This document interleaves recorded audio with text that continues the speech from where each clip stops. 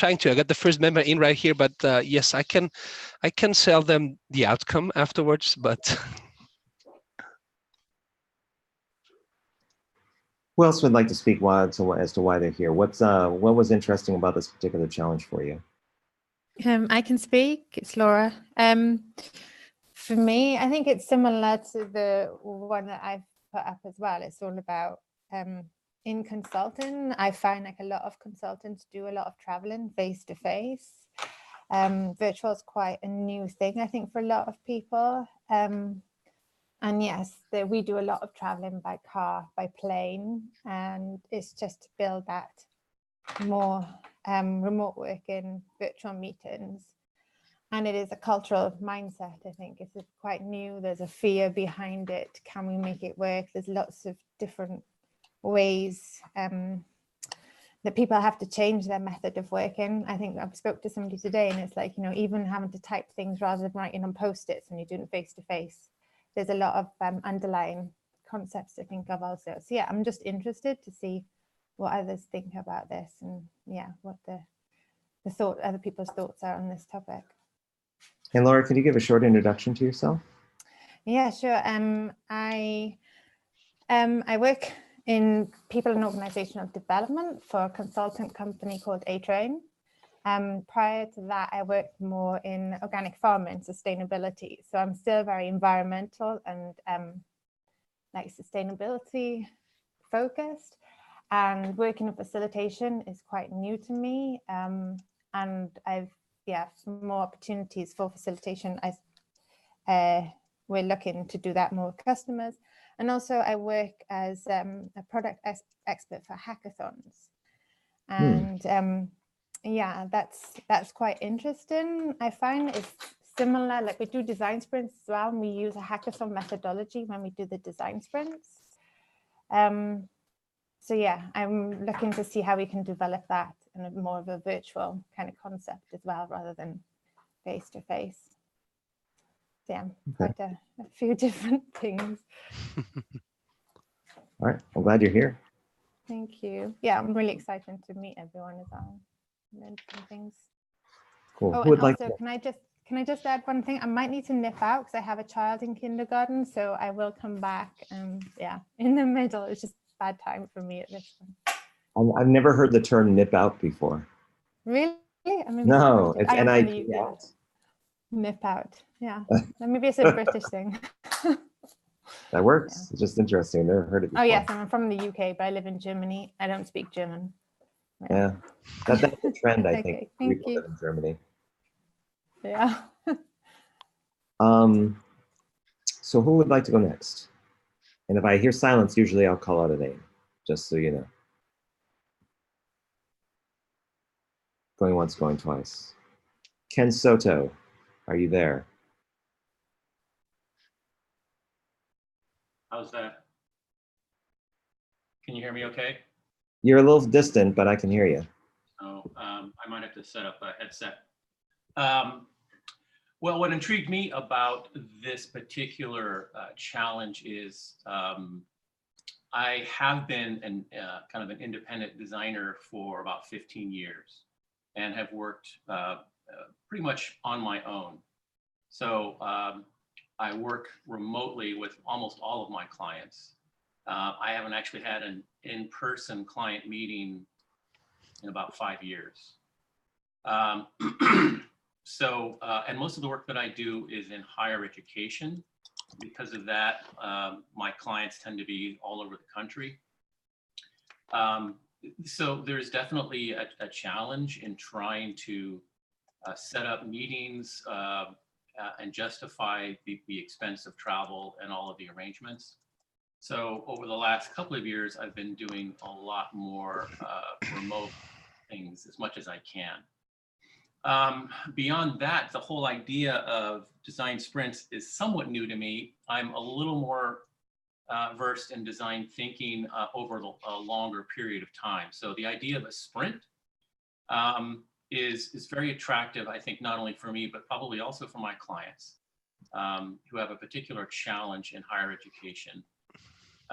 In that their enrollment challenges these days are just going to get worse. So they need to learn faster and do it more efficiently. So that's primarily what I'm interested in, but just in general, I just want to learn a lot more about sprinting and a virtual sprint, and also meeting more people and seeing how they approach this and what's working for them and what their challenges are. So this is a perfect opportunity for me. I'm very grateful. It looks like Design Sprint Post-its all behind you. Yes. Yeah, so I'm constantly having to think in that way. And this is just in preparation for the coming week. So it's a method I'm starting to get a lot more familiar with.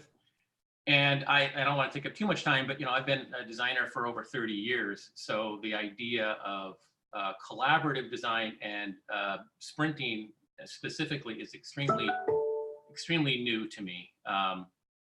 But it's definitely a much more efficient way of working. So I may have missed it, but what did you like about purpose-driven employment? What was something that spoke to you about this one? Well, I'm very much interested in people like ourselves, or anybody actually, having the flexibility to be. The thing that stuck out for me was self-determination, and giving more people the ability to do what they want to do with more people. And because of that, giving them the tools, I think, to do business or whatever they want to do in their own way, and not be connected to a particular company or a particular way of working. I think that opens up a lot of opportunities for people to make changes in their world and therefore change the world around them. So to me, that's one of the most empowering things about purpose-driven, is giving people the tools to do what they want to do and not feel like they can't accomplish what they want because of their particular employment situation. Got it. Okay, thank you very much, Ken. I'm going to say the name incorrectly, so I am going to apologize profusely before I start. Jean-Michel Legrand. Can you hear me? You've been staring intently at the screen, so I don't know if you... I'll meet you. Oh, You might not be there, but you really pronounce it in a very good and nearly French way. Yeah, I don't even know. I'm not sure he hears me, though. I'm going to move over to the right on my thing and talk to Andrea Corelli.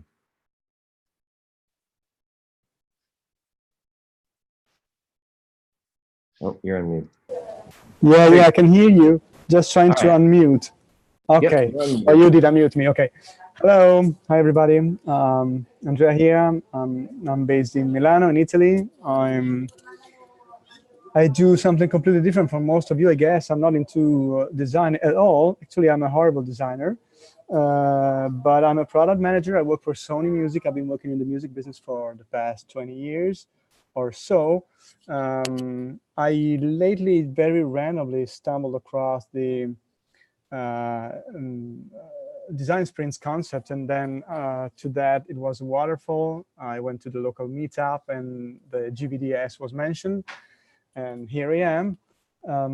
What exactly triggers me about the this LDJ is we are, say, behind ages in the music business about this kind of thinking and designing and even the workflow. I mean, just the simple things like processes like optimizing decision making in groups is always a mess. A normal brainstorming most of the time leads to nowhere, endless discussions, endless meetings, and a lot of tiredness.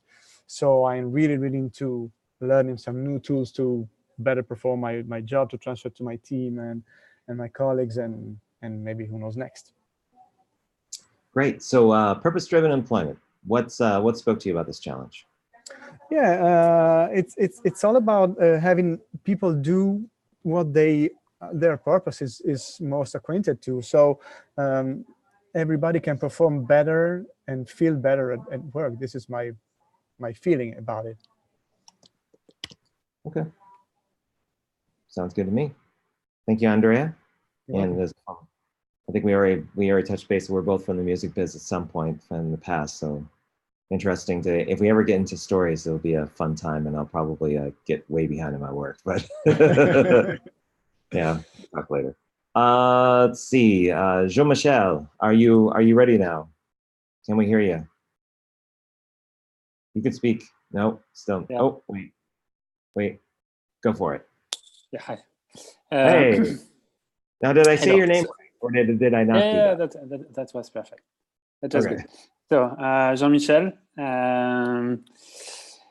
I'm based in Geneva, Switzerland. I'm an agile coach in the financial industry. Purpose-driven employment. Actually, today I'm here I'm more interested to see how you facilitate an LDJ in a remote way, because it's something that I've used myself, but in a different context for team or project retrospective. So I'm not as per se super interested about purpose-driven employment, but more about the way you will facilitate the session. That's it.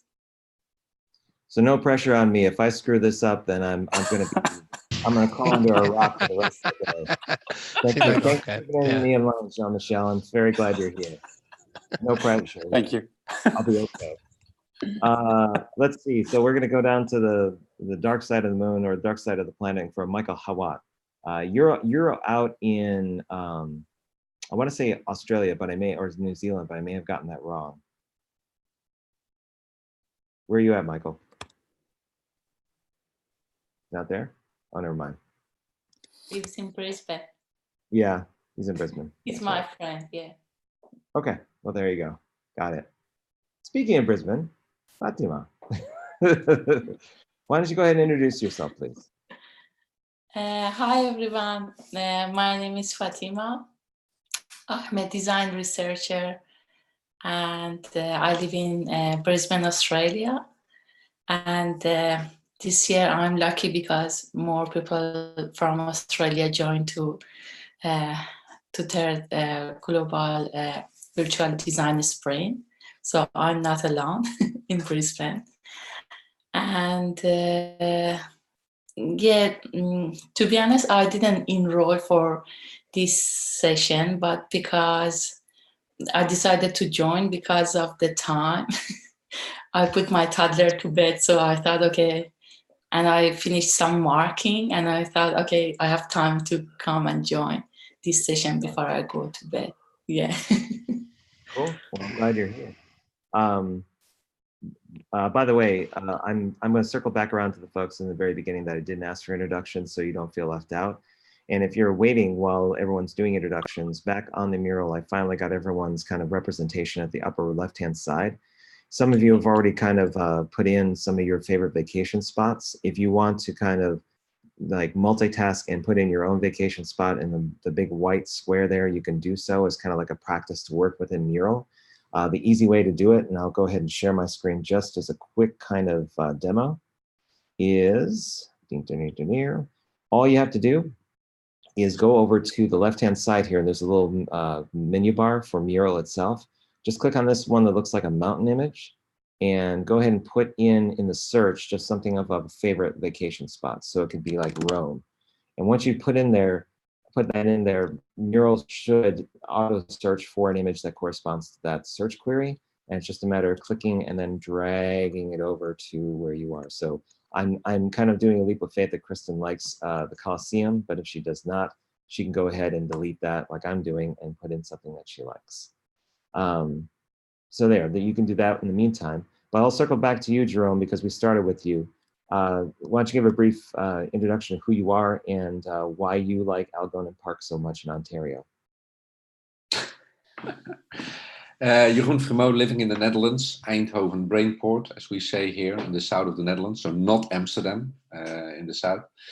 Last couple of years, I've been quite active in recruiting design professionals for larger organizations. Next to that, I coach leadership, representative executives in their onboarding and in their own personal professional transitions, I should say. And since a half a year, quite addicted to anything that has to do with the Global Virtual Design Sprint, because I see new potential in that also for talent sprinting, which if you are interested in it, you have to watch the GVDS on stage later today. And I will share a little bit more. Why Algonquin Park in Ontario, Canada? When I was 18, 19 years old, long time ago, in the summer holidays while I was studying, I always visited my relatives living in Ontario, Canada. And one of the reoccurring themes was a 3-4 day hiking trip to Algonquin Park. So with rucksacks, canoes, campfire, brown bears, snapping turtles, all in our neighborhood. Just escape from the normal civilized world, and it's just an amazing place on earth. So if you want to wake me up at night and say, shall we do a round trip Algonquin Park, I'll be the first one to stand up again. Cool. Who did I not give a chance to introduce in the beginning? First of all, were you one of the folks that kind of gave you a reason why you were here but didn't introduce yourself? Yeah, in some way I just did it because of the meeting I was telling, but on the other hand, it's like I just came in a corporation of 140,000 employees, so purpose driven and the new ways to work in the next couple of years is just like very important and just vital for us. So I just need to be a top notch here.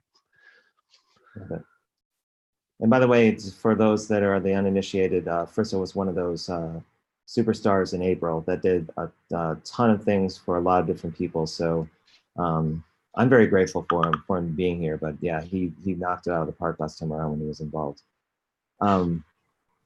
Meridu, is that the proper pronunciation of your name? Yes, you are close. So what is it supposed to be? So Mridu it's a Sanskrit name actually. Mridu means something very soft or mild. And my full name is Mridu Smita, which means one with a very gentle smile. But I laugh really loud. Cool. Okay. So who are you and what kind of drew you to purpose-driven employment? So my name is Mridu. I am a very new UX designer from Bangalore, India. So yeah, I was more interested in how an LDJ actually works. So I'm more here to experience, like the topic was not the attraction, but the timing matched my India time, and I wanted to join the first thing that was available to me. So I'm sure there is a lot of takeaway from. Okay. Cool. And Bali is your favorite place to go for vacation, huh? Oh yes, I'm planning a vacation, so. Cool. All right. Glad you're here. Sandy Lamb, can't go out without an introduction without you kind of telling who you are. Hey everyone, very short because I'm still at work. Yeah, hi, my name is Sandy Lam, and where should I start? I guess I'm here because I just want to observe another LDJ how Robert is going to facilitate, because I'm going to do the next one for the group. So kind of just want to learn here. And I'm a product designer based in Germany, but I actually grew up in Canada, but was born in Hong Kong. Just a little bit background. And I was a participant from the last Global Virtual Design Sprint, if you haven't noticed yet. Yeah, So, you just did a little work. You do something. You didn't author the thing that we're just about to work in now. You just kind of like volunteering when you have time, right? I don't want to say that yet. I just want to observe so then I can get the real feedback afterwards. Cool. Got it. Kristen Kazamaki, I believe that's how it's pronounced, correct? That is correct. It's very phonetic. My favorite place is in Ontario. My family has owned an island since I was a child. It's very small. I'm in California. I'm a UX designer and researcher, and I am always helping teams collaborate. And, you know, usually I'm the one standing at the whiteboard visualizing what we're all trying to focus on, or actually I use the board to help people focus. So I'm really interested in the tools that we're all practicing. And for purpose driven, why I'm interested in it is that I've been onboarded to 10 different companies since I started working just as a UX designer. And that the onboarding process is usually pretty painful, and because people are not focused on doing that. And I'm wanting to be more purpose driven. If there was a Peace Corps for designers and UX designers and researchers, I would probably be there right now. So purpose driven work is where I want to spend my time. I'm kind of done with superficiality, and I'm also really interested in process. So how companies build a culture, and onboarding is a big part of that. I'm curious how the group and where this goes. Cool. Very glad you're here, Kristen. We only have a couple more people, I think, and then we'll start rocking and rolling. There's Brenda Kassir, I believe. Brenda, are you there? Yes, hi there. I'm trying to get the video to work, but the internet connection here is quite slow. I'm sure you look amazing. Thank you. You just basically Cool. just who you are and you're fine. Great, yeah. So yeah, my name is Brenda. I'm based in Dubai. This is my first design sprint. So obviously I'm interested in the process and how it works. The reason why I'm interested in purpose-driven employment is for two reasons. I mean, generally I'm more getting into purpose-driven everything these days. The lady who went before me, it's just, you know, I want to do things from intent. I think purpose-driven has a consciousness about it that allows people to thrive at work and in their life. And I think with employment, I don't think we've had much of a change since the post-industrial era. And I think it's time that corporations start to really transform. And I know that people are saying that it is, and some people have able to work remotely and hot desk and things like that, but it's not the change that I think we really, really need, or it's not as fast as I think that it should happen. So I'm interested in allowing people to thrive and in changing corporate culture, basically, and doing things out of intent. So that's why I joined. My question to you is, I've got a number of other streams that I've signed up to. Do I have to do all 4 of them? Because I think it'll get too much. No. So the Lightning Decision Gems, these are basically kind of used to vet out and kind of get in deeper a little bit on the challenges and ideas that people first put. Okay. And then when it comes to the teams deciding on a particular challenge, it's really going to be one team, 1 week, 1 challenge. It's not going to be where you try to do a whole bunch at the same time. Depending on your bandwidth, you could just choose to do 1 for the month, or you could do several, but it's all dependent on what your full-time job demands, what your family demands, you know, kind of do a proper balance. So this is just to experience an LDJ or to put your voice into what this is going to be in relation. Okay, great. Yeah, thank you. Okay. Last and not least, I think we have Kim McCartan, correct? Yes. Okay, please speak. I am like Ken. I've been doing this a long time, design and writing and consulting. And of course, I'm interested in doing as many LDJs as I can to get the experience and to see how they run. And Robert's the expert, so and Sandy, and they're great people to learn from. And the purpose-driven part, I guess it was less about that and more about the process itself. But I'm always interested in working with clients who are actually solving real problems and not just developing an app figure out where the best burrito in town is. You know, I mean, it's like harnessing the power of the technology to actually solve real problems. And I guess that's the connection to the subject for me. So little known secret, the #1 app that they don't advertise on the App Store is finding a burrito in a local town. just as if anybody wanted to know, just that's what seems to be in there. Okay, so let's get this rolling. I am going to be broadcasting this live on YouTube. I'm going to take a little bit of time to probably do some cross promotion while we do these first couple of activities. So I'll be using the timer and kind of guiding you along. But yeah, so this will be recorded for posterity later, so that if you want to have a recording of it and have a documentation of your involvement, then you can. I think what I'll do, instead of saving this for the end, is I'll do a group picture so that we capture at least like all of us before we go on this Lightning Decision Jam. So what I'd like you to do, and this is a really easy one, is just grab a personal item that's somewhere within reach around your desk or somewhere like near the floor or something else, and put that up in front of the screen. And when you do, I will take a group shot of everyone. In fact, it's going to be funny because there's 2 Lauras there. They're connected. Okay, so yep, let's grab something that you think would be indicative of creativity. Let's do that. So something related to creativity that you want to put up. Although, Ken, that roller was fantastic. You can put a happy face on it. You can do it that way. Give you a couple minutes to grab something. Wow, Kristen, there you go. Just wow, the painting. You are kidding. Yeah, I don't have anything. I got a book. There you go. All right, I'm going to use an improv games for design sprint right there. So, it's so brilliant.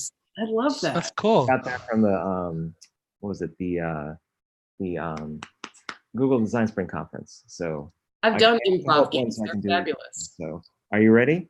Everyone holding up something? I'm going to count to 3. There, 1, 2, ready, and 3. All right, we're good. Thank you very much. Let's get rolling. Can you show the picture to us? Yeah. Yeah, I'll definitely send the picture along after we get done with the session that corresponds with the recordings, so you have both of those. Okay, so everyone should be looking at the mural. If you're not looking at the mural, then you're probably going to have to use your imagination, but I would definitely encourage you to kind of take a look at what I'm looking at.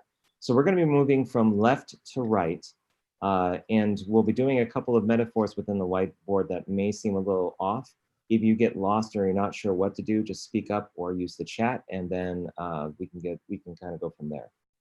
So the first thing we're going to do in relation to purpose-driven employment is we're going to think about things that are currently working. So if you think about your own situation, whether you're leading a team or you're employed right now or you're running an organization, whatever your situation may be, in terms of the theme of purpose-driven employment, like with being able to kind of go with the speed of what Anna's kind of put here in terms of consulting, remote work, company culture, kind of looking at like what's purpose-driven. Why don't you write down, or in each digital card, put down some things that you think are aligning with that concept of purpose-driven employment, so things that are working in your environment. The best way to do that is just basically to take any card you see here and double click on it and start typing. So it could be like remote working is on the rise. Now we won't be using these cards for analysis. This is to get you used to using Mural and kind of working within the interface and the digital cards. If you run out of cards, you can always go to the left, and I will show my screen at this point so you can see what I'm doing as an example.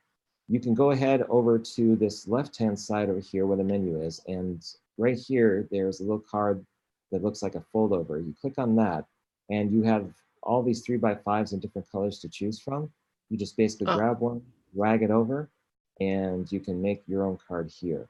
If you want to keep with the gray tone that we have in the interface, all you have to do is just select a color or select an existing card and use your copy and paste in your keyboard. Also, a neat keyboard shortcut you can use to kind of copy a digital card to select one and hit Control-D, and Mural will automatically put that over there and copy it for you. So we'll give you 2 minutes and I'll set the timer. Go ahead and write down things that are working in relation to purpose-driven employment in your particular context. And there is no right and wrong answer, so you're not going to be graded on what you're going to be doing here. This is just for practice, but this is also to give context for the next exercise we're going to be doing. It's great that you were showing that in the video, because on my screen, I cannot even see the light gray things. It just doesn't show them. One thing you could do is that you can also put a border on them if it's easier to follow them that way. If they're too No, lighter. it's perfect. Okay. And if you're partial to a different color, you can change to a different color. We're good with that.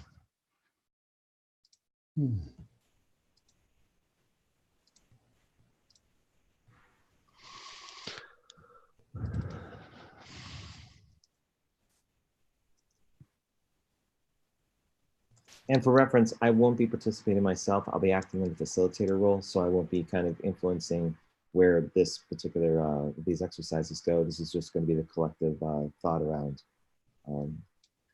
which direction we should go in with these. I will keep my opinions off the table. Can I ask for a favor? Sure. Sorry, I just joined. I need the link to the mural. Hey, can I get the link to the mural, please? Yep, I will send you an invite right now. Thank you.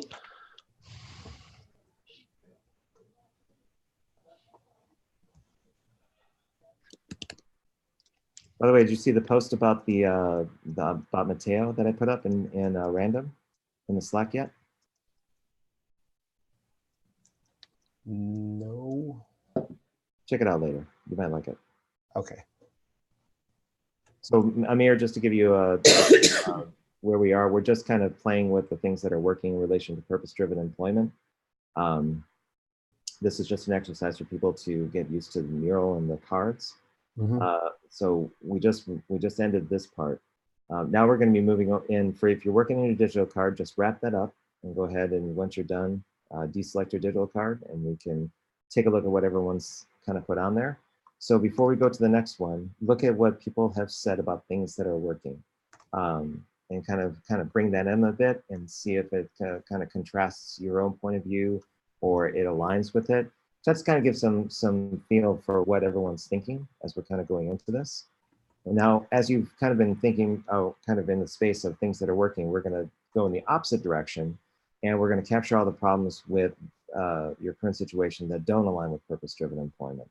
Some of the things that are problematic that make purpose-driven employment not impossible, but challenging. And a good way to kind of do this exercise is to look at what's been said over here on the left with things that are working and start thinking of the opposite of that or something that's in counter to it as a way of kind of framing the problem or the obstacle you're thinking about. So what you're going to do is move over to the right, and I'll summon everyone so that we're all looking at the same thing. Is kind of in this obstacles problems area, start putting in some things that are challenging for purpose-driven employment that you've experienced or are currently experiencing. And don't worry about quality, kind of go for quantity a bit. After we get done with this particular part, and we'll give you 3 minutes for this, we're going to do a voting session in Mural, and I'll explain how that goes. And again, if you have any questions through this process, just go ahead and speak up and let me know. And for Amir, since you just joined, if you want context, purpose-driven employment badge is over here on the left. You can kind of read what Anna put in here and kind of what her idea was about the concept. And maybe that'll properly frame it for you as you're kind of going through this space. Awesome. I still need the mural link. Oh, I sent it to you in, sorry. No, that's all right. That's all right. I sent it to your Gmail account. Okay, there we go. I just didn't know where to look. Okay, my fault. That's all right. Memorize, yeah. Try to remember everything I just said and go at it. Okay.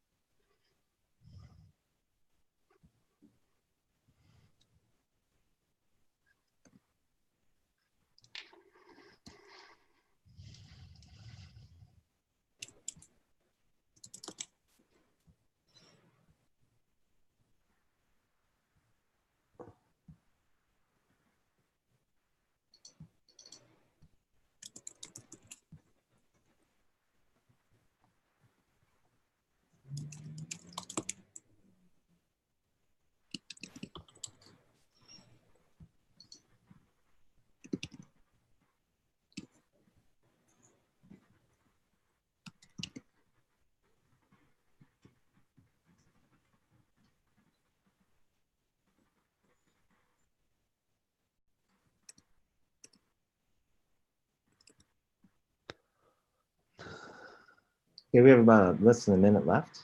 If anyone needs more time to kind of think of different problems related to purpose-driven employment, then let me know and I can add a couple minutes. Totally fine if you want more time. No one's going to think any less of you.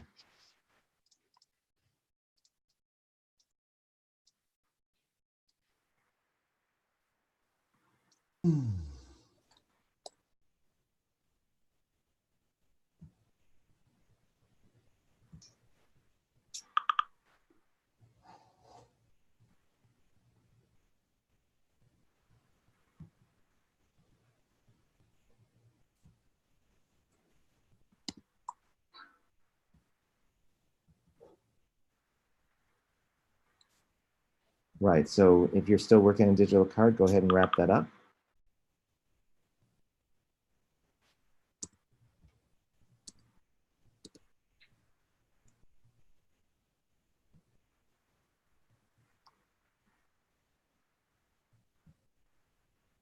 Come on, what are you doing?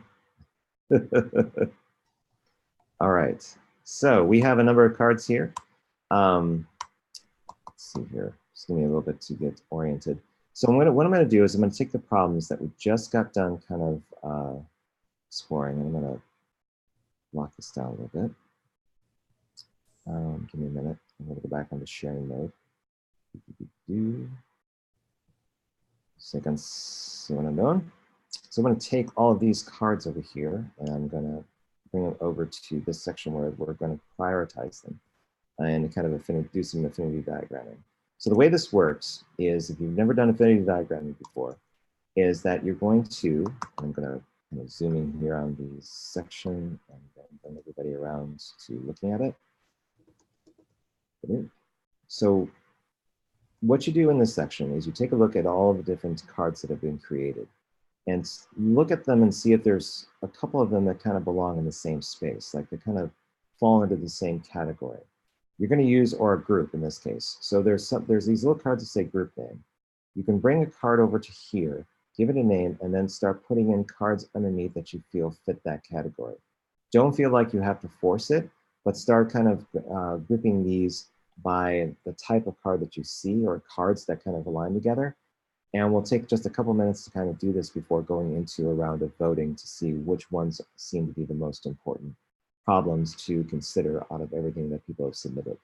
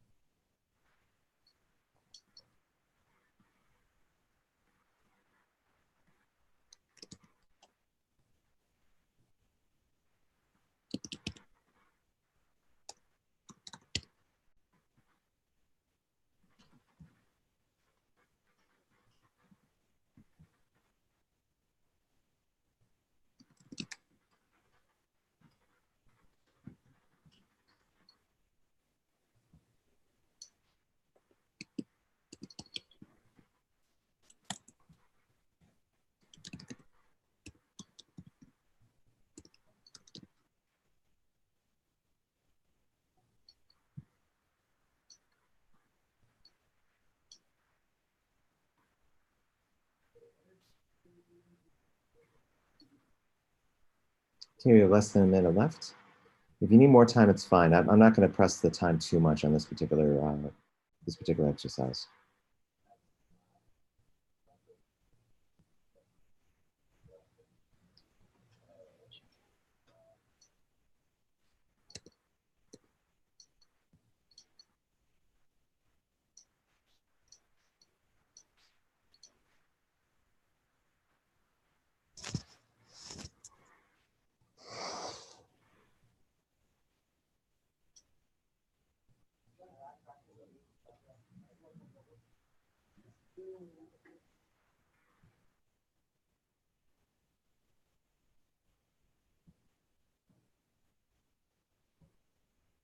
Okay.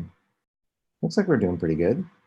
We've got 5 particular categories or groups about culture, appreciation, understanding, awareness, connections, and productivity. Oh, there was one that kind of went over to productivity the last minute. All right, there you go. I'm just going to move this over slightly over here. Next thing we're going to do is we're going to vote. And by vote, we're going to be looking at just the gray cards, not the categories in gold here. What I want you to do is I'm going to give, let's see, we have 5, 10, 15, 20. So I think I'm going to give about, let's say 6 votes for each person that's on here. What we're going to do is vote on the problems that you think are the most important. So I'm going to start a voting session and you'll see the interface come up in just a second. What are the most important problems to consider and move forward with? And okay, so you'll see a prompt go up that says, click on a card to vote and shift click to remove a vote. So if you change your mind, you can just say, hold on the shift key and click on the same note. You can vote on a card as many times as you'd like. So there's no limit in terms of if you want to put all 6 votes on one, or 3 on one, and 3 on the other, or scatter them one at a time. You can vote for any of the gray cards that you see here. But once you are done, I'm not going to be voting, but once we are done, I'll end the voting session. We can take a look at the results and go into the next step, which is kind of taking the top 3 or 5 and seeing where they fall in terms of importance. Right, so give it a shot. Go ahead and click on any of the cards to vote. And when we're all done, I'll end the voting session and we'll go from there. And sometimes you'll hear me basically go in and say, okay, who's in the lead? And Andrea's about to finish. He's done. So while I was babbling, he went ahead and got everything done. Anonymous C something. To C Lion probably is done. Yep. It goes fairly fast. I mean, with only 6 votes, there should be too much problem. Okay.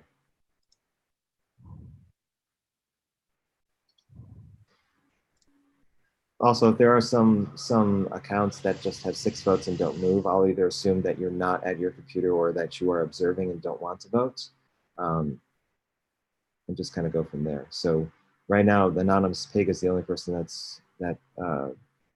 well, I would say that there's only 3 people that haven't put any votes in. Everyone else is almost done. I think we got about 5 people left. Jerome is racing with a duck and a seahorse, or sea lion. Oh, where's the music? How much time do we have to vote? As soon as the votes are done. So now it's up to it's down to a showdown between Kristen and an anonymous pig, which in all other contexts would sound really bad. Didn't we have music the last times we did the votings? We did, but I tend to I value silence, so I don't. Plus, I'm a DJ, so my music tastes are going to be all over the map. But it was fun. Sometimes it made us voting faster to stop the music. Well, now that you say it, maybe y'all would like to listen to a little bit of hip hop, wouldn't you? All right. So anonymous pig still vote. 4 votes left. That's great. The next time we can do for the as a fortnight thing. Jerome was asking me yesterday, like black hole sound. That will be a good sound for that. Yeah, it could be in the team. So if the team has like a Spotify playlist they get together, they can always like kind of bump that up and see where it goes. We're just waiting on the anonymous pig. He has 3 votes left. He or she is being very meticulous about those votes. Where are those votes going? They are taking their time. Oh, I said that. Oh wow, double. By the way, yeah, I'm showing my screen so you can see. All right, we're good. Yes. So let's see how the voting session turned out. So this will show both unique votes as well as the total votes. And let's see. Wow. So we have some definite tops. So we have companies think purpose-driven work can't be profitable, and people and culture are not yet the flagship of most businesses. So I think we can go with those 2 as kind of like the starting point for where we're going to kind of put an importance.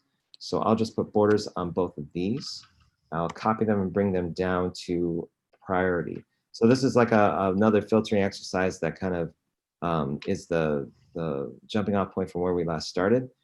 And this is a good introduction to how to use your cursor within Mural. So I'll bring everybody over here. So where I am. So what I'm going to do is I'm going to basically say, okay, we're going to first consider people and culture are not yet the flagship of most businesses. Now, in terms of importance, in relation to this has low importance for you personally or of something of high importance, you want to take your mouse cursor like I'm doing right here and kind of move it in a circle somewhere on this line to indicate where on this being between high and low this one sits. So if I put the card up and say people and culture are not yet the flagship of most businesses, where does this sit with you? Go ahead and put your mouse somewhere where it's supposed to be, and I'll kind of figure out by eye the average. So Jerome's way down in here at the bottom. He's kind of fighting the crowd and going all over here. So it looks like it's probably somewhere around right here, I would say, close to it, right there. Okay, so the next one is companies think purpose-driven work can't be profitable. Now you also want to think in relation to this one we just placed. Is this more important or less important? And kind of put your mouse cursor where you think it should be. So we got a number of people that are over here on high. In fact, Jerome's way over here. I'm losing somebody on cursors way over. Oh, somebody's actually creating a card because they want to put it there. That's me. All right, so we'll put it right here. I think this is the one that we can probably move forward with. I'm going to take that and I'm going to go way over here. And I'll summon everyone so that you can take a look at what I'm doing. All right. So we're going to be going through an exercise, and I will bring everyone over again. So this is going to be looking at this particular one. This company thinks purpose-driven work can't be profitable. The top problem that we kind of said was important, we voted on. And we're going to reframe this as a challenge. So the way to do this is to ask the question, how might we? It's a speculative kind of statement. It doesn't jump to conclusions right away, but it basically takes the problem statement and tries to figure out what are some possibilities and where it can go. So to give you an example of what this may be is that it says companies think purpose-driven work can't be profitable. So an easy one would be how might we, or you can use H and W if you want to do that shortcut. How might we showcase profitable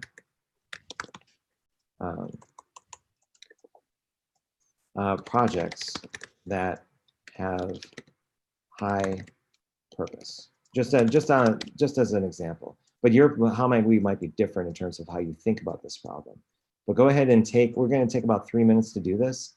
Go ahead and write out a statement that corresponds to this. It could be several of them because we have plenty of cards, but have a think around this particular problem related to purpose-driven employment, that companies think purpose-driven work can't be profitable, and pose your thought into terms of speculative, how might we, where could we go with this? How might we, and then fill in the blank, okay? If you have any problems kind of doing this, it's okay because for people that have never done it before, it may seem a little foreign to kind of think in terms of like possibilities in relation to a statement, but give it a shot and see how it kind of works for you.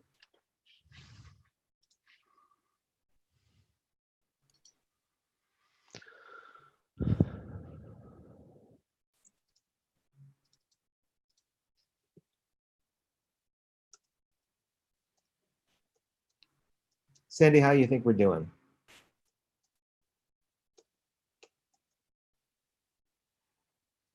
Great. I see your changes a bit, so learning from it. Yeah. But I do have a question, maybe after. Sure, you can ask me now or you can do it in chat, either way. Yeah, I didn't want to distract them, so. Okay. Robert? Yes. I have to duck out to another sprint. Had a time conflict once the time was changed, so it was great working with everybody, and I'll see you soon. Okay, thanks for being here, Kim. Thank you. Bye.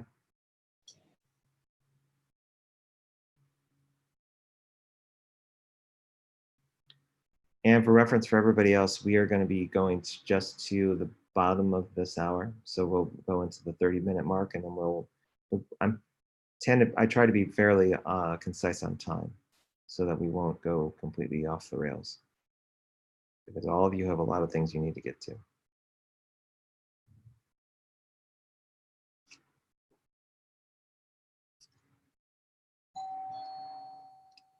Hello. Yes, that's somebody who I'm Who's hoping there? that I'm gonna wait for voices. If my in-laws get the door, then we're good. Otherwise, you'll see me kind of go with the camera down the stairs.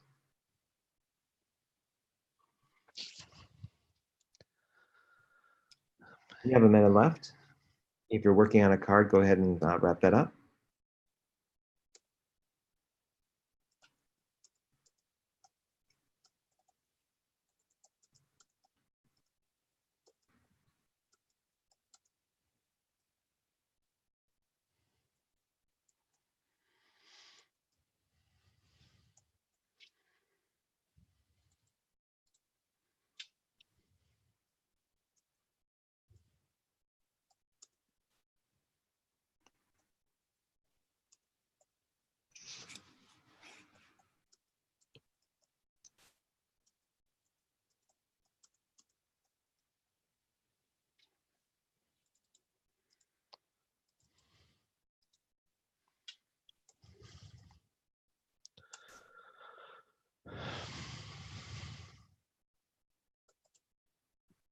Okay, we're at time.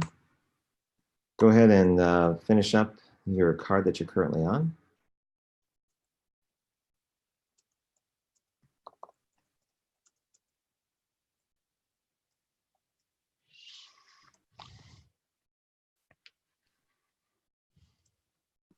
Right.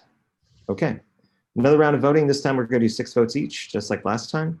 Vote for the 6, use your 6 votes to vote for the top how might we's, the ones that are most compelling in terms of where we could take those.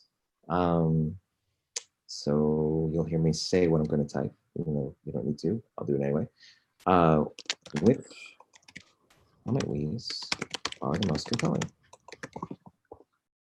Move forward with. We've got a lot of metric stuff, huh? Right, so just put your votes on the gray cards. And again, you can vote for as many of those cards as you like, but you only have 6. And just put them where you want. And then when we're all set, we'll go ahead and show the results and we'll move on. So the race to first place is now between an anonymous pig and Kristen and the lion. Kristen's just going, yep. The lion, no clear winner, whoa. Kristen's about to cross, same with the sea lion. And the pig, and the sea lion takes it. And Jerome made a last minute ditch, but the pig goes second. And Brenda Kasser just leapfrogs everybody into 4th. Kristen gets into 5th. Jerome's in 6th. 5th, 6th. Yeah, 6th.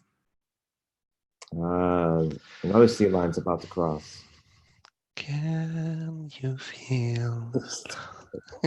No. You see, it's working. I'll start the music and people will vote faster. Please don't start the music. Yeah, I won't do that. Although I tend to do like, if you're a fan of chill hop or anything like that, usually that's pretty good. Is that the channel with the girls studying? Yeah, that's one of them. There's like tons of them. I mean, but there's the chill hop series, the ones that are pre-recorded are pretty good. There's a couple of live sessions that are good too. Okay, we're all set. Let's see how the voting worked out. So we had 1. How might we showcase profitable projects that have high purpose? Another one was how might we train every employee to define their definition of purpose? Okay, so we had 2 of them. But usually with the how might we's, we want to move just 1 forward. So this one had the most votes, unique voters. Kind of it's similar to the second one, but let's see where we go with the first one and kind of move from there. So I'm going to take the number 7 and I'm going to bring it over to the one on the right and put this here. And this over. Just a little bit of logistics, please hold. Okay.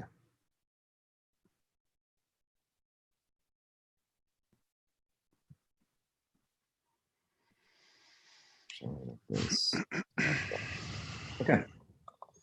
So now we are in the ideation stage. So what this is taking the how might we that we just did. Now we're actually going to attempt to put some answers to this. So when you think of the how might we showcase profitable projects that have high purpose, this is where you're going to pitch or think about your particular solution or where you could go with things. Now, this particular exercise values quantity over quality. Don't try to figure out the right answer. Think of the answers that just come into your head as they come. So it's really just basically putting in even the craziest stuff as well as the stuff that you think is practical. But as things come into your head in relation to this particular one, which is the how might we showcase profitable projects that have high purpose, put through all of your ideas that come into play in the solutions section here. And I will give you 3 minutes for this. Go ahead and have at it. If you start to see that your things start to kind of boil over with the stuff, I'm going to move the priority one down a little bit so you have a little bit more room. Okay.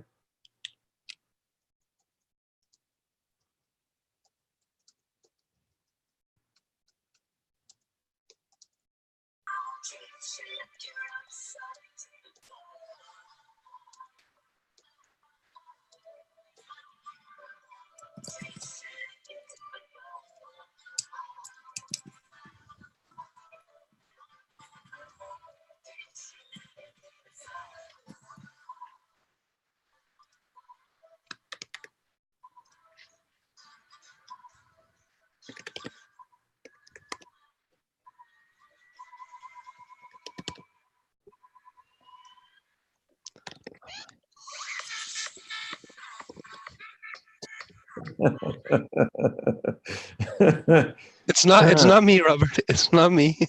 No? Okay. I think it must be Sharon. I know him. We're the Dutch guys. Should we just basically have somebody play music and then whoever has to guess like who's playing it on their end? We'll do that. I think the big question is who produced this? How about this? Why don't we do this? When we get to like 30 seconds left, I'll basically put some sort of musical like reference point and go that route.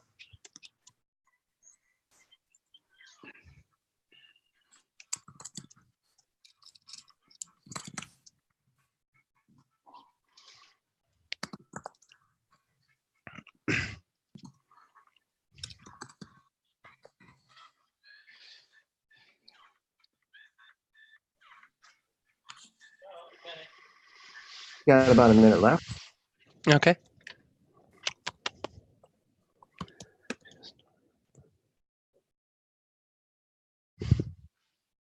There you go.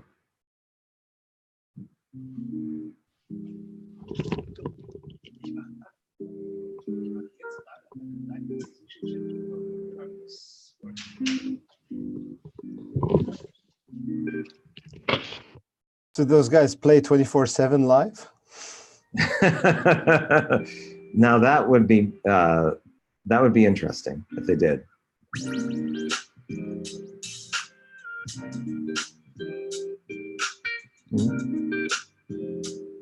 I'll come down later.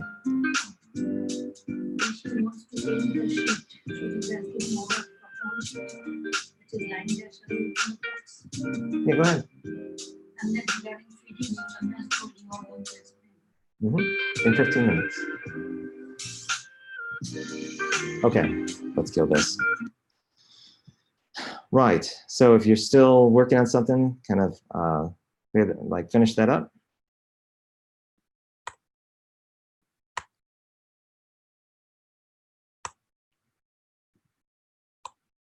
Kind of read over what people have put in there.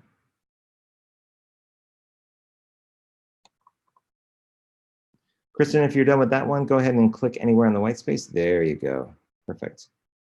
Put that over here. And same as last time, I think you're kind of getting used to the drill. We're going to do another round of voting. We'll do 6 again. Just basically vote on the particular ones that seem interesting or compelling that you think would be good to explore in relation to showcasing profitable projects that have high purpose.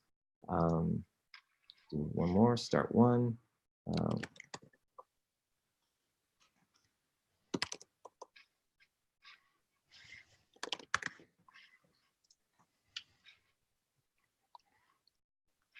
Right, so go ahead and vote on the ones that you like versus, well, don't vote for the ones you don't like, but you can vote for one card each, or you can put several votes on a particular card that you really like. But go ahead and kind of place your votes on any of the cards that you like that you want to move forward with in terms of evaluating them in terms of importance and where they could go. And the seahorse, whoever that person is, just, whoa, Jerome, just suddenly, well, he went back. Seahorse was, or sea lion was going crazy. Oh, Kristen crossed the finish line first. All business. Nope, she put the vote back. Now let's see.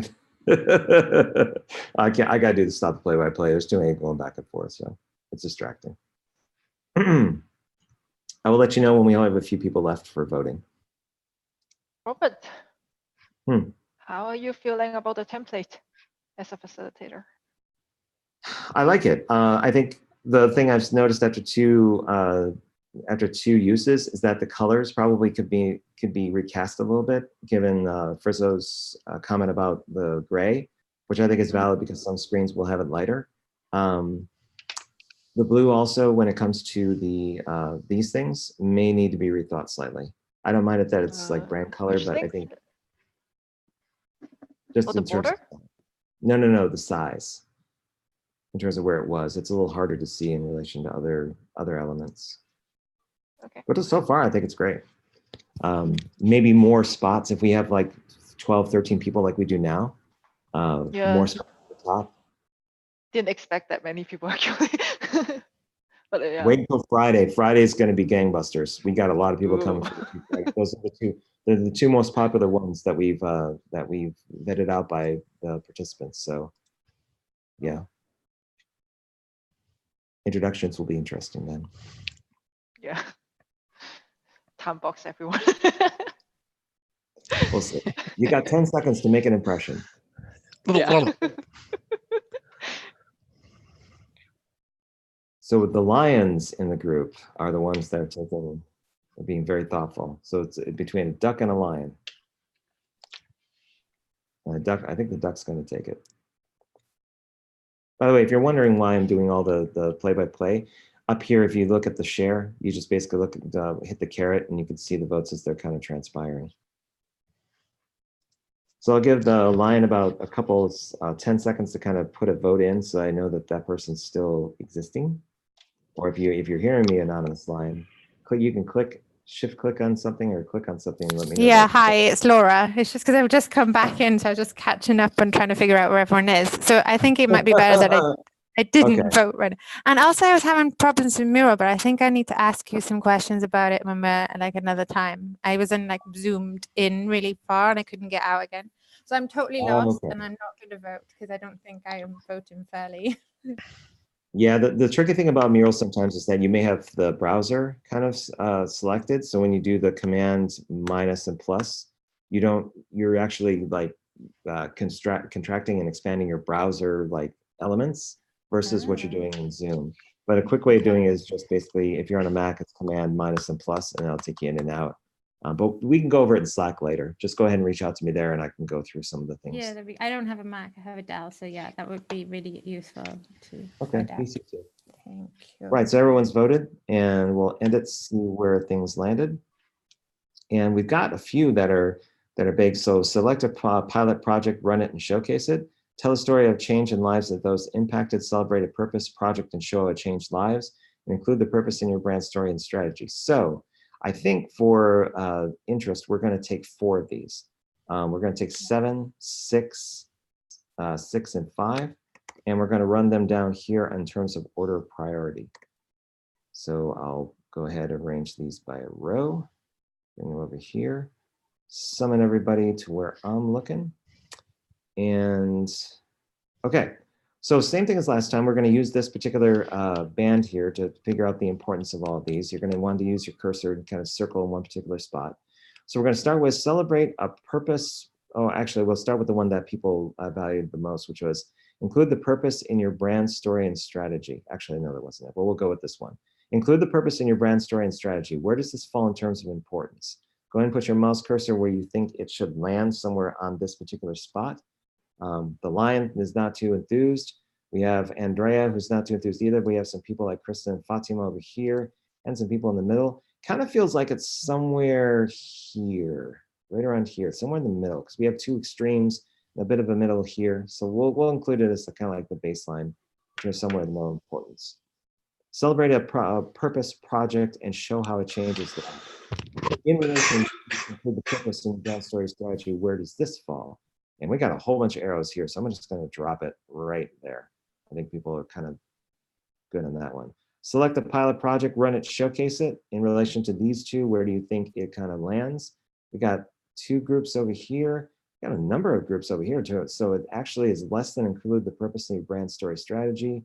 Got some people here. So people are kind of saying it's back here, which is interesting because it was the top voted one, but that's where you're talking about importance.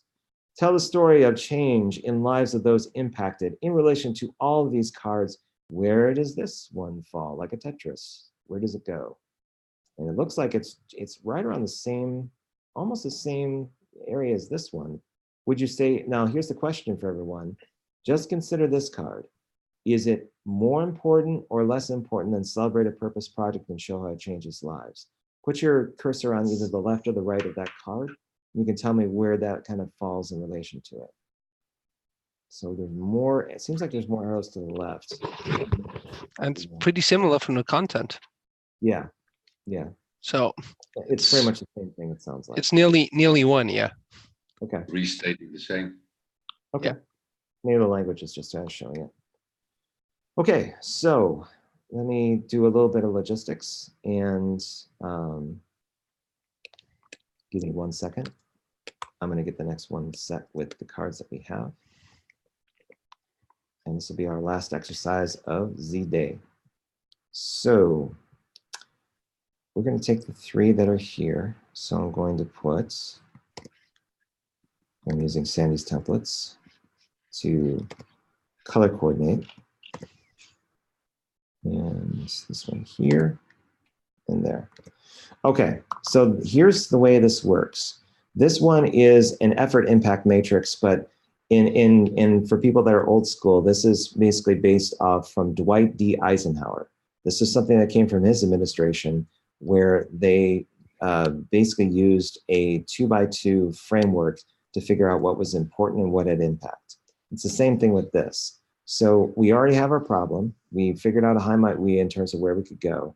We have 3 particular solutions that we voted on that we kind of like and we feel that have some importance in relation to that how might we statement. Now, the way this works on the effort impact matrix is, or impact interest matrix, is that the interest is going from low to the left to high at the top. And the impact that you think that a solution would have is low at the bottom, low impact, or high impact at the top. So if you have a high interest and you think this has a high impact, this area over here is probably where your particular thing would fall. If it's, you have less interest but you think it has an impact, then it would be over here and so on. So you just basically place it. Now the way this works is for this first one, celebrate a purpose project and show how it changes lives. What you're going to do is you're going to take one of these and you're going to add text to this. So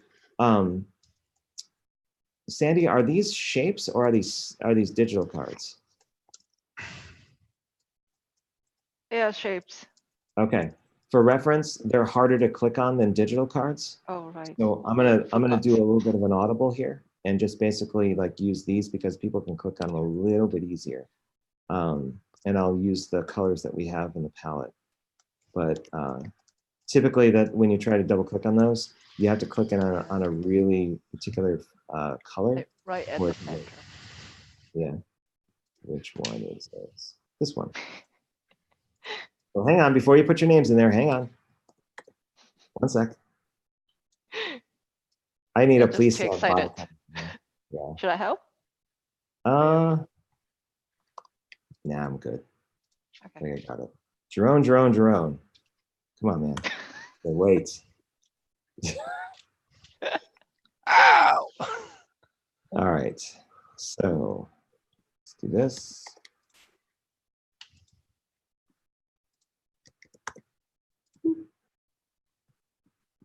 And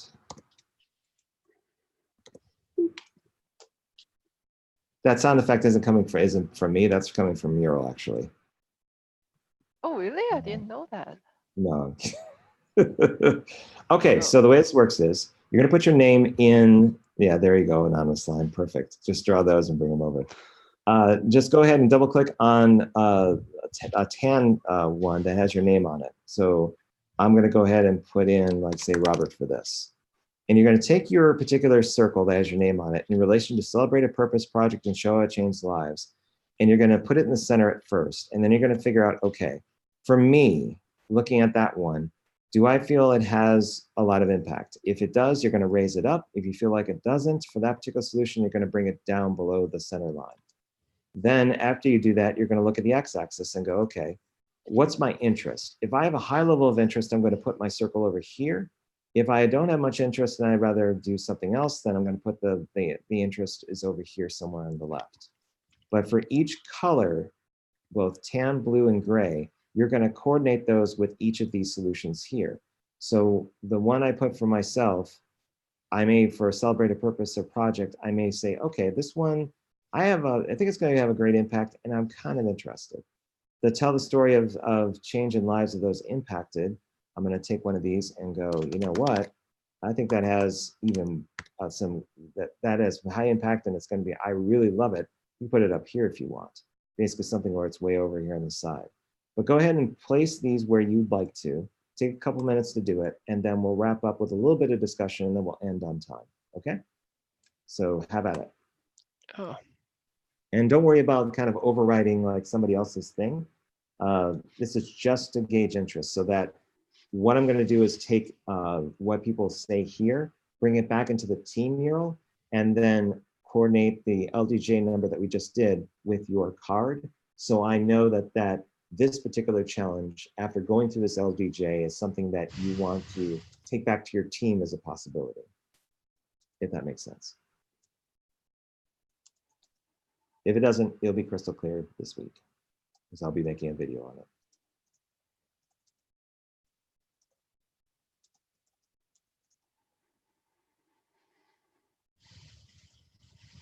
And when you are done, go ahead and stop moving your mouse cursor, and then I'll know that you're all set with what you've voted on.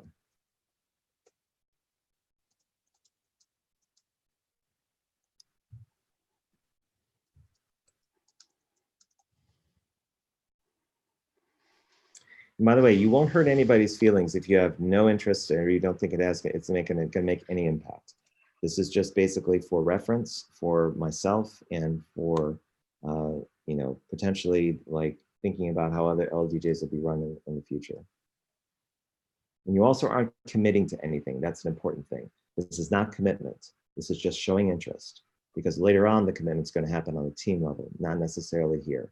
So if you put your card in the upper right, I'm not signing you up for a virtual design sprint. I'm basically identifying that you have an interest in this, or don't, if it's on the lower left. That means I'll never bother you about it again.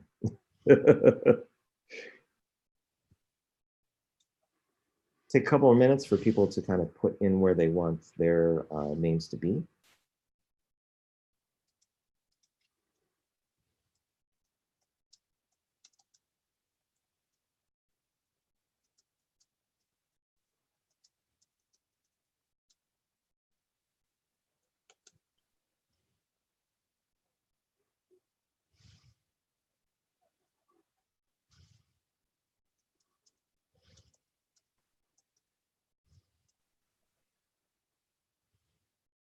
Now it looks like as it's shaping out, just as a cursory kind of like look, I tend to look at things in terms of like the amount of color that's corresponding to a particular dimension. So it looks like if we were to take it in the aggregate, are particular people that really like the purpose, brand, strategy, story as like these four. Other folks seem to, in the gray areas, or sorry, in the tan area, seem to like the celebrated purpose, project, and show how it changed lives. So it's interesting to see the dimension of the solution kind of bear itself out in this particular area there.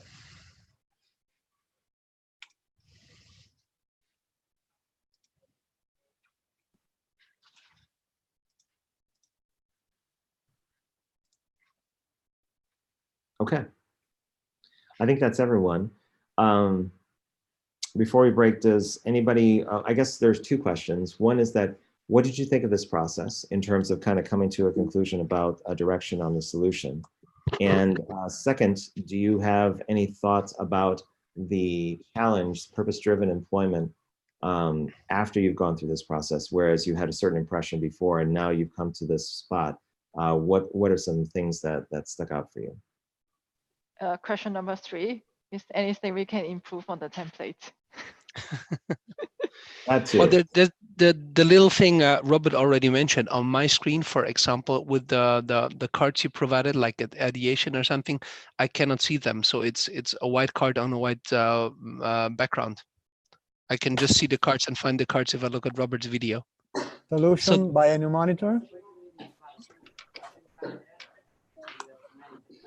Yeah, I just changed everything. Auto correct or something like that, but it just like, or I'm getting older and I don't see it, so it's. We are all getting older. Yeah. Okay, but it's good to know. Can I ask something, Robert? Go for it. I understand the whole process, and we're focusing now on, let's say, possible directions for solutions. But I'm trying to understand how this LDJ connects to the GVDS sprints you envision. So where in this process does this now trigger the real sprint, or maybe the team to work on that? Do they restart it, the topic, the theme? Is this more to warm up? How does this relate to the real GVDS week and months to come? I can explain that really fast right now, while we still have a couple minutes. So if I go back to the teams and challenges here, and I look at and this is going to take a little bit to kind of load just because there's so much here. I'm going to go back to the bottom part here, which includes all the different teams. Now, I've taken out all the doodle things, but if you notice, I'm going to kind of zoom in if I can, so it doesn't render itself. And if you notice, Fatima joined in on LDJ earlier in the week, and she was somebody that showed an interest in the upper right-hand corner for that one. So for this, if the person's name corresponds to something that seems to be here, where there's a particular interest somewhere in the space, okay, then I'm going to basically include that number in their card. So there may be a number of LDJs that they correspond to where they seem to have an interest. Now, how that feeds back into the team is that, say Tim has a few, Jardy has a few, I know they're going to be on that team. I know Sabrina's probably going to stay on that team. But when they decide on which challenge they want to take on based on all the ones we have, they're going to have contextual knowledge or reference about the challenge. So when it comes to a team decision, everyone's going to be able to pitch their point of view on the direction they can go in. Does that make sense? So while Team Oxygen is doing the one that you're involved with, is doing a talent sprint, and it has a particular topic that maybe it's going to correspond to. For those other teams that don't have that initial direction, they're going to be part of the conversation that corresponds to it, like Team Strange or Team Duncan or Team Marvel, whatever they kind of explore. There's going to be a couple of people, or maybe a majority of people, that have done these LDJs and will have that reference point to kind of go by. But do I understand correctly that this can have consequences on the preliminary team compositions? It may, but these teams right now are organized by their schedule. So some people are only available from the 18th to the 22nd.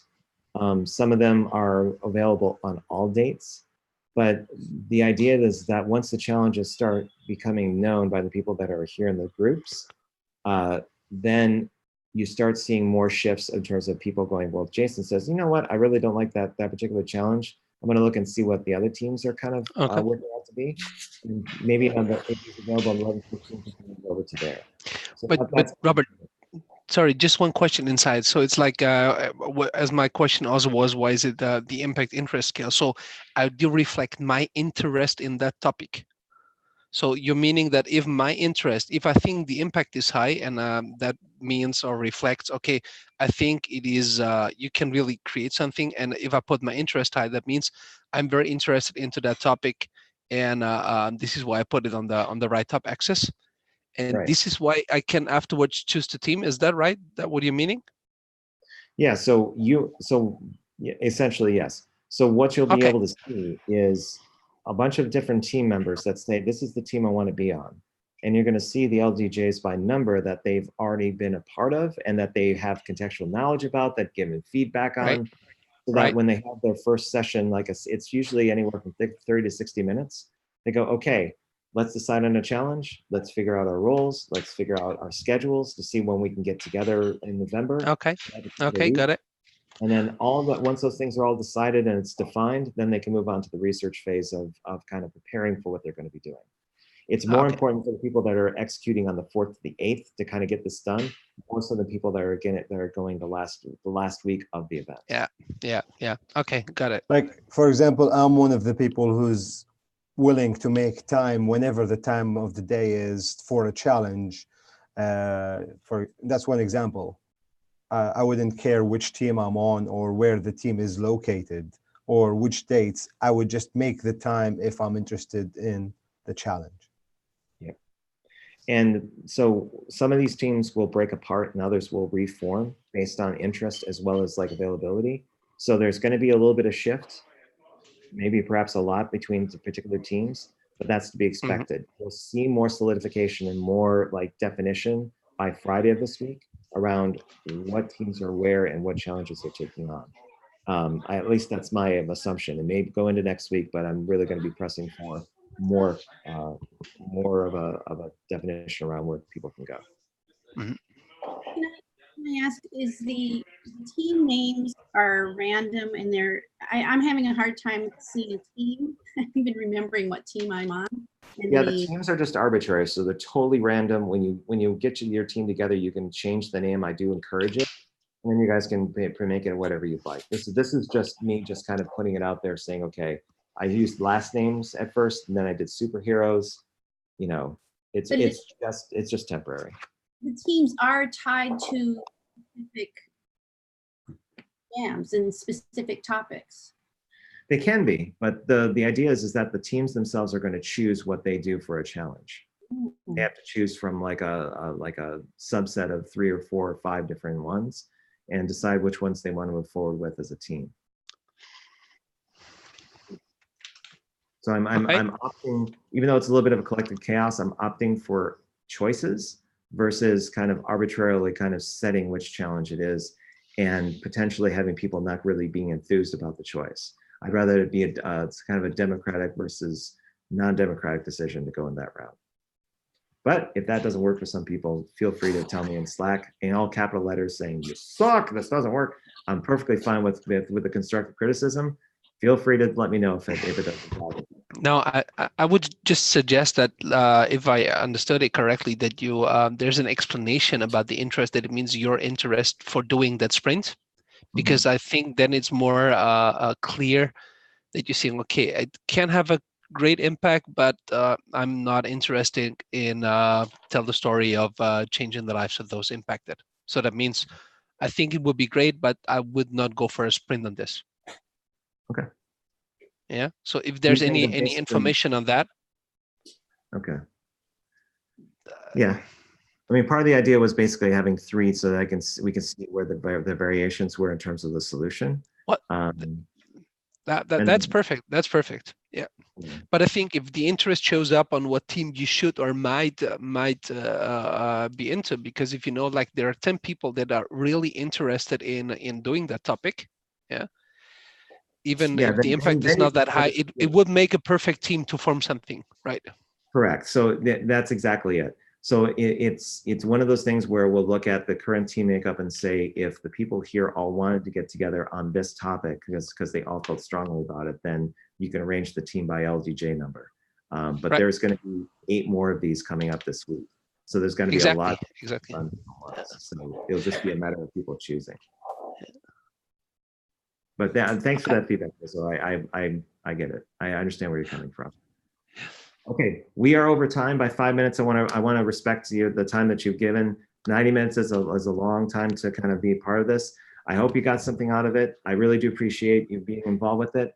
If there's more LDJs coming this week, if you want to join those or watch those, you can. But thank you so much for spending your evening, morning, afternoon with this process, and really do appreciate it. So enjoy the rest of your night, evening, morning, and take care, everybody. That was Thank perfect. you. Thank you. All Have right. a nice evening or day. Bye-bye. Bye. No. Bye. Thanks, Later.